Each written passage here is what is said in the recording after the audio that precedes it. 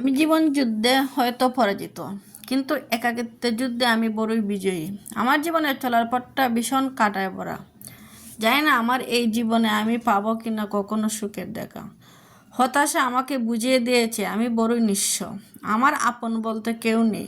তবু নীরবতা বারবার প্রমাণ করে আমার অস্তিত্ব কখনো হারিয়ে যায়নি। ভেঙেছে অনেকবার, তবু হার মানিনি, কারণ বুক ভরা কষ্ট নিয়েও আমি এখনো বেঁচে আছি। তো আসসালামু আলাইকুম ভিউয়ার্স, লাইচুরি লাইফস্টাইল ব্লগ থেকে আপনারা সবাইকে স্বাগতম। তো আশা করি আপনারা সবাই ভালো আছেন। তো নতুন একটি দিনে নতুন একটি সকালে আপনাদের মাঝে নিয়ে আসলাম একটি ভিডিও। আশা করি আপু ভাইয়ারা সবাই ভিডিওটি দেখবেন শেষ পর্যন্ত, অনুরোধ রয়ে গেল। তো পুরা ব্যস্ততা অসুস্থতা সব কিছু আমাদের জীবনে, প্রত্যেকের জীবনে আসে যায়, আবার আমরা ফিরে পাই। অনেক কিছু আমাদের হারাতে হয়, অনেক কিছু অনেকবার আমরা ভেঙে পড়ি, অনেক কিছু আমাদের জীবন থেকে চলে যায়, আবার হয়তো কখনো ফিরে আসে, কখনো হয়তো বিধাতা আমাদের ফিরিয়ে নাও দেন।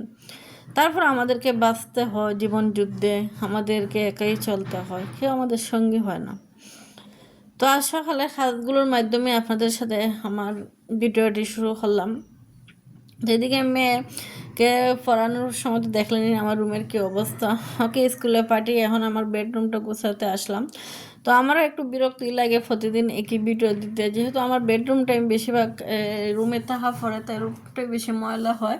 সবসময় এই রুমটি গুছাইতে আপনারা আমাকে দেখেন। তো চেষ্টা করবো নতুনত্ব আনার জন্য আমার ভিডিওতে। একঘেয়েমি আপনারাও লাগতেছে, আমারও বিরক্ত লাগতেছে এক ভিডিও বারবার দিতে।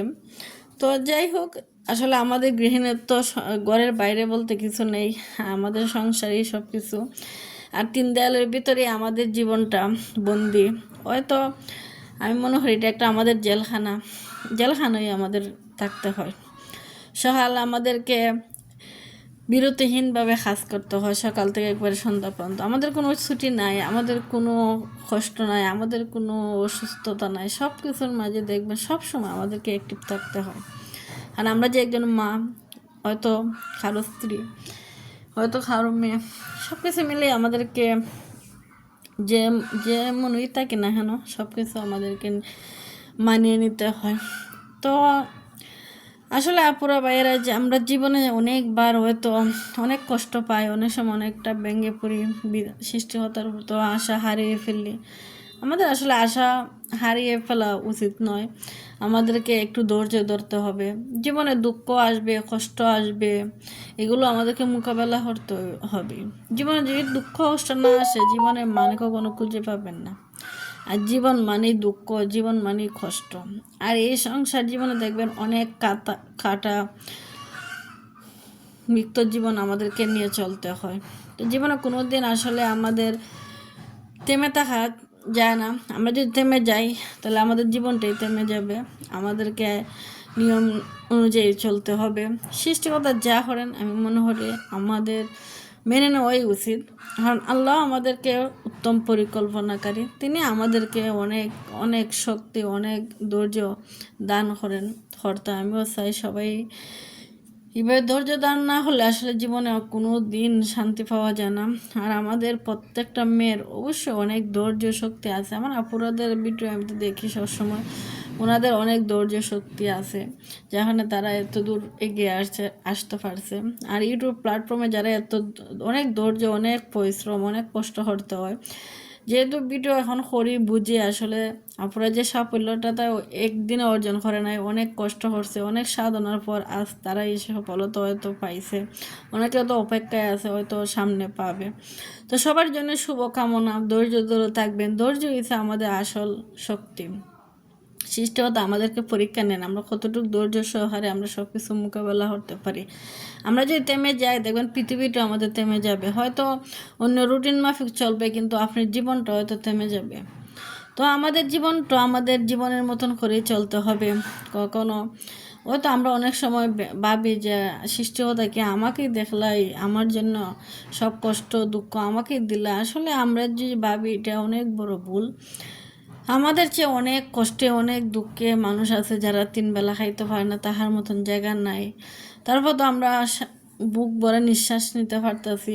আমাদের আল্লাহ সৃষ্টি হতে আমাদের হাত দিছেন, পা দিছেন, আমরা সব কিছু মানে সব কিছু দিয়ে সৃষ্টি করছেন, আমাদের কোনো ত্রুটি আল্লাহ দিচ্ছেন না। তারপরেও আমরা কেন জানি আল্লাহর উপরে ভরসা হারিয়ে ফেলি। মাঝে মাঝে আমিও হারিয়ে ফেলি, আমি যে হারাই না তা না, না হারালেও হয় হারানোর কারণে হয়তো আমি আজ অনেক বছর ধরে ডিপ্রেশনের ওষুধগুলো খাইতে হইতেছে, অনেক অনেক ওষুধ খাইতেছি। তো জীবনে প্রতিটি মুহূর্তে আসলে আমাদের মোকাবেলা করে নিতে হইব, যে আমাদের জীবনে ঝড় তুফান আসবে, এগুলো অপেক্ষা করে রাখতে হইব, এগুলো মোকাবেলা করতে হইব। কখনো আমাদেরকে এগুলোর বড় মানে যেতটুকু পারে সামলে নেওয়ার চেষ্টা করার লাগবো, কোনো সময় আবার স্কিপ করে আমরা চলা লাগবো, অথবা কোনো সময় নীরবে কান্না করে থেমে যাওয়া লাগবে। এভাবে আমাদের জীবনটাকে সুন্দরভাবে গুছিয়ে নেওয়া লাগবে। জীবন আসলে যে সুন্দর একটা ফুলের বাগান তা না, জীবনে কিন্তু অনেক দুঃখ কষ্ট সব কিছু লুকিয়ে থাকে। প্রত্যেকটা মানুষের প্রতিটি জীবনের ক্ষেত্রে মানুষের যুদ্ধ করতে হয়, কখনো সময়ের সাথে, কখনো জীবনের সাথে, কখনো পরিবারের সাথে, কখনো বা আবার নিজের নিজুম রাতের সাথে। প্রতিটি রাত যখন আপনি ঘুমাতে না পারবেন, এর চেয়ে কষ্ট দেখবেন আপনি আর কিছুই পান না। একটা মানুষ যখন খাবার খাইতে পারে না, তার চেয়ে কষ্ট আমি মনে করি পৃথিবীতে আর কিছু নেই। যার ঘর আছে, তাহার মতন বেড আছে, কিন্তু তার রাতে ঘুম নাই, এর চেয়ে দুঃখী মানুষ পৃথিবীতে আর কি হতে পারে। আমরা হয়তো আল্লাহ শুকরিয়া জানাইতে পারি না, আসলে আল্লাহ আমাদের অনেক অনেক ভালো রাখছেন। তো আলহামদুলিল্লাহ, আল্লাহ যেমনই রাখেন শুকরিয়া জানানোই আমাদের উচিত। তো জীবনে আসলে অনেক কিছুই হয়, জীবনে চলার পথে অনেক দুঃখ অনেক কষ্ট আমাদের পেতে হয়। প্রত্যেকের জীবনে হয়তো কারো বেশি কম, কারো বেশি, আল্লাহ তো আমাদেরকে পরীক্ষা করে নেন, এই জন্য তো একটু কাউকে বেশি দেন, কাউকে কম দেন। দেখেন আমাদের ধৈর্য শক্তিটা কতটুকু। তো এদিকে আপনাদের সাথে বক বক করতে করতে আমার রুমগুলো একেবারে গুছিয়ে নিছি। তো ফাইনাল লুকটা আপনাদের সাথে দেখাই নিলাম। আর রুমগুলো গুছাতে অনেক সময়ই লাগছে, বা সবগুলো ক্যামেরা বন্দি করা সম্ভব না, আর ফোনে তো এত লম্বা ভিডিও দেখবেন না, এত লম্বা ভিডিও করা সম্ভব না। তো আপনাদের সাথে অনেক কিছু কথা বললাম। দেখেন আজকে আমি এতগুলো ওষুধ খাইতেছি শুধু একমাত্র মানে দুশ্চিন্তা হতাশার কারণে। যে আমি মানসিকভাবে একটু স্ট্রং থাকতাম, হয়তো আজ এতগুলো ওষুধ খাওয়া লাগতো না। আর এই ওষুধগুলো খাওয়া কতটুকু ক্ষতি হয় এটা তো আমি নিজেই জানি। তো আমার ফ্রিজের অবস্থা দেখেন, ফ্রিজের অনেক দিন হয়েছে পরিষ্কার করবো, কিন্তু শারীরিকভাবে অসুস্থতার কারণে আমি আমার কোনো কাজে কিচ্ছু মনোযোগ দিতে পারতেছি না। তো আজকে ভাবলাম না, ফ্রিজটা আমাকে যেভাবে হোক পরিষ্কার করতে হবে, যাই অসুখ হোক আর যাই বাসি আর মরি, যেমন হোক আমাকে সব কিছু আজকে একটু করে গুছিয়ে নিতে হবে। তো যেমন হোক পারছে, আমি আমার শরীরের শক্তি দিয়ে হলেও আমি আমার হাতগুলো একটু করে নিলাম। তো ফ্রিজগুলো একটু ডিপ ক্লিন করে নিলাম। আর ডিপ ফ্রিজ পরিষ্কার করতে একটু হার্ড, এখানে অনেকগুলো বরফ জমে থাকে, এই বরফগুলো সব ফালাইতে হয়। তো অনেকগুলো কাপড়ও রোদে ধুয়ে দিলাম, এগুলো রোদে দিতে আসলাম। আজকে কিন্তু অনেক কড়া রোদ। তো শারীরিক অসুস্থতা আর বৃষ্টির কারণে কাপড়গুলো জমা হয়ে গেছিল, ভাবছিলাম যে ধুয়ে দেবো, দিয়ে করে আর দেওয়া হয় নাই। তো আজকে অনেকগুলো কাপড় সারা ছাদি অনেকগুলো কাপড় ধুয়ে দিলাম।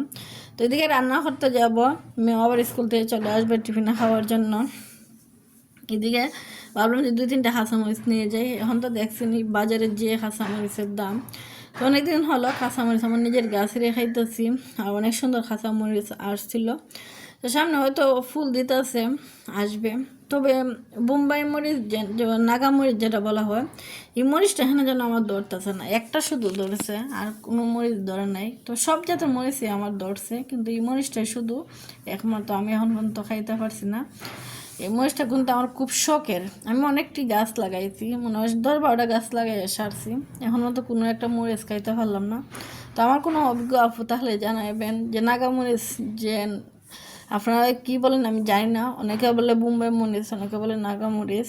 তো এই মরিচটা আসলে ফলানোর জন্য কী দিলে সবচেয়ে বেশি ভালো হয় সবজির জন্য, মানে ফলনের জন্য আমাকে একটু বলবেন। তো অনেকগুলো কাঁচামরিচ আমি ফেলে নিলাম, আর এদিকে চলে আসলাম বাসায়। এসে আমার সবজিগুলা কেটে নিয়েছি অফ ক্যামেরায়, আসলে ভিডিও করতে গেলে অনেক সময়ের ব্যাপার, তাই ভিডিও আর করা হইল না। তো এদিকে অনেকগুলো ফেরা ফাইরে আনলাম, আপনাদের সাথে ভিডিও আর করা হইল না। তো গাছে অনেক ফেরা আসছে, তারপর এগুলো খাওয়া হয় না, ভালো লাগে না বেশি একটা খাইতে। তো এদিকে দেখেন আমি আজকে করল্লা ভাজি করবো হাতে মাখাইয়া। আপনারা জানেন না এভাবে কখনো খাইছেন কিনা, একবার খাইয়ে দেখতে পারেন, অনেক মজা। আমি পেঁয়াজ আর যে ধরেন মশলা যেগুলো লাগে সব কিছু দিয়ে মাখাইয়া, একটু তেল দিয়ে মাখাইয়া পানি দিয়ে বসাই দিছি। তো আমি বসাই এদিকে মেয়েকে স্কুলে দিয়ে আসলাম। আসলে মাদেরকে অনেক একটা ধৈর্য শক্তি রাখা দরকার লাগে। এই যে মেয়ে স্কুল থেকে আসলো আর খাবার রেডি হয়ে রাখছিলাম, খাইয়ে চলে গেছে। ও চিকেনটা আমি অফ ক্যামেরার আগে রান্না করছি, বাটটা তরকারিটা যেহেতু মেয়ে এসে খাইয়ে যায়, তাই তাড়াহুড়ো করে আমি আগে তার রান্নাটা শেষ করে রাখি, পরে আস্তে আস্তে আমি রান্নাগুলো বাকিগুলো শেষ করি। তো মেয়ের স্কুলে দিয়ে এসে মাংসটা বসাইলাম, একদিকে বাজিও আমি আস্তে আস্তে দিয়ে বাজিও মোটামুটি হয়ে গেছে।